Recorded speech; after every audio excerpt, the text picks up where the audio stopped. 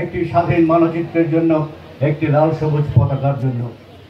সেই মানচিত্র, সেই স্বাধীন পতাকাকে খামচে ধরেছিল এক ঝাঁক বনশকুন।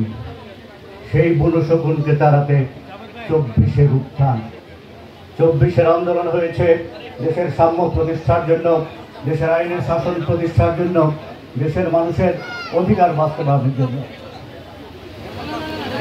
আমরা 24-এর যে বীর সেনানীদের যে কর্মকাণ্ড দেখি, এই বীর চট্টলার মুরাদনগর থেকে শুরু করে সেই বঙ্গভবন কিংবা ঢাকার গুলিস্তান, সেই ঢাকার মতিঝিল কিংবা দেশের প্রত্যেকটি প্রান্তরে তারা যে বীরত্ব গাথা রেখে গিয়েছে, সেই বীরত্ব গাথা কেবল তুলনা করা যায় আরব বসন্ত, ফরাসি বিপ্লব কিংবা সূর্য সেন প্রীতিলতাদের কাজের সাথে। আজকে যারা এখানে সামনে উপবিষ্ট, তাদের বীরত্ব, তাদের যোগ্যতা এবং তাদের নেতৃত্বের ফলে একটি নতুন বাংলাদেশ প্রতিষ্ঠা হয়েছে। আমরা সবাই আপনাদের সকল কর্মকাণ্ডে আপনাদের প্রতি কৃতজ্ঞ। আমরা কৃতজ্ঞ ওই সকল শহীদের প্রতি যাদের আত্মত্যাগের বিনিময়ে আজকে আমরা এখানে দাঁড়িয়ে স্বাধীনভাবে কথা বলতে পারছি। আমরা কৃতজ্ঞ সেই সকল আহত যোদ্ধাদের প্রতি যারা আহত থেকে এই আন্দোলনকে বেগবান করেছেন, গতিশীল করেছেন এবং একটি স্বাধীন নতুন সূর্য অভ্যুদয়ের ক্ষেত্রে আপনারা ভূমিকা রেখেছেন। একটা কথা বলেছিলেন, হাঁটুর কাছে নত হয়ে বাঁচার চেয়ে শিরদাঁড়া করে দাঁড়িয়ে মৃত্যুবরণ করা অনেক বেশি সম্মানের। আমি মনে করি আপনারা সেই সম্মানকে রেখেছেন।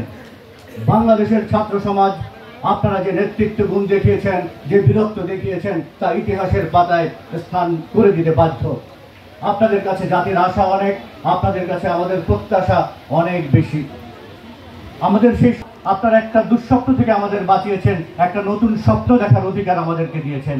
সেই স্বপ্ন দেখে আজ আমরা কল্পনা করি, আজ আমরা সুখ স্বপ্নে নতুন কিছু রচনা করতে চাই। বাস্তবতাটা হচ্ছে আজকে এক প্রথম বর্ষপূর্তি। গত একটি বছর আগে এই দিনে আমরা অনেক উৎকণ্ঠা, যে যার অবস্থান থেকে আমরা সর্বোচ্চ পরিমাণে আপনাদের জন্য কাজ করার চেষ্টা করেছি। এখানে আমি সবাইকে হয়তো চিনি না, আপনি দেখবেন আমাদের সম্মানিত পুলিশ কমিশনার স্যার, আমাদের রেইস ডিআইজি স্যার, আমরা একত্রে 5 তারিখের আগে 5 তারিখের পরে যে কাজগুলো করেছি, সেই কাজগুলো হয়তো ইতিহাসের পাতায় বা আপনাদের কাছে কখনো এটা হয়তো প্রকাশিত হবে না, কিন্তু আমরা জানি কতটা দায়িত্ব নিয়ে, কতটা ঝুঁকি নিয়ে আমাদের কাজ করতে হয়েছে। আমাদের জীবনের ঝুঁকি ছিল। এই স্যাররা এই বয়সে যে পরিমাণে ঝুঁকি নিয়েছে, কোনো একদিন হয়তো সময় পেলে আপনাদের সাথে সেই আলোচনায় এই বিষয়গুলো আমরা শেয়ার করব।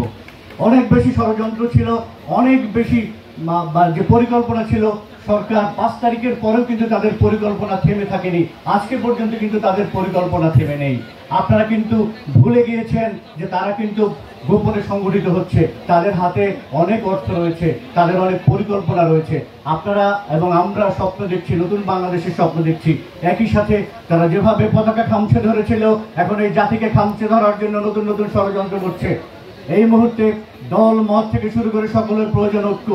আপনাদের মধ্যে শুধুমাত্র সামনের আলোই শুধু দেখবেন না, আপনাদের ঐক্যবদ্ধ থাকতে হবে।